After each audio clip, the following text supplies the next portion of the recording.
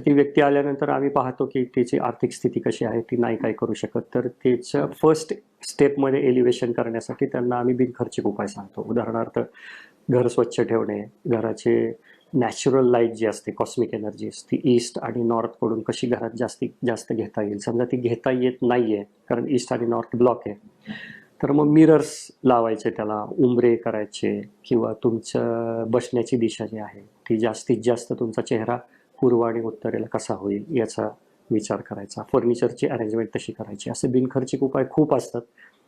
ते सांगतो. ते सांगितल्यानंतर एक चांगला रिलीफ मिळतो, लोकांचा विश्वास बसतो. मग पुढचे उपाय हळूहळू आम्ही त्यांना सांगत जातो. मी 20-25 वर्ष झाले माझा फोकस की हे मी एकटा सगळ्यांना नाही सांगू शकत, तर याच्यातलं विज्ञान किंवा अध्यात्म आणि योग्य मार्गदर्शन हे मिळावं या हेतूने मी क्लासेस सुरू केले. 20-25 वर्षापासून क्लासेस सुरू केले. एक विद्यार्थ्यापासून सुरुवात झाली आणि हळूहळू वाढत 6-7, 7,500, 8,000 स्टुडंट्स माझ्याकडून वास्तुशास्त्र शिकले.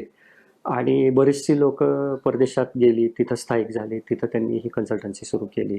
आणि भारतात देखील अनेक शहरांमध्ये कन्सल्टन्सी सुरू केली. आणि विज्ञानाधिष्ठित असल्यामुळे, कमी खर्चाच असल्यामुळे, योग्य सल्ला किंवा मार्गदर्शन किंवा सेवाभाव हा हेतू मनात रुजवल्यामुळे माझे सगळे स्टुडंट्स चांगली प्रॅक्टिस करतात. आणि माझ्या शाखा माझ्या नावाने जरी नसली तरी स्टुडंट्स हेच सगळं ज्ञान जे आहे ते प्रसारित करत असतात.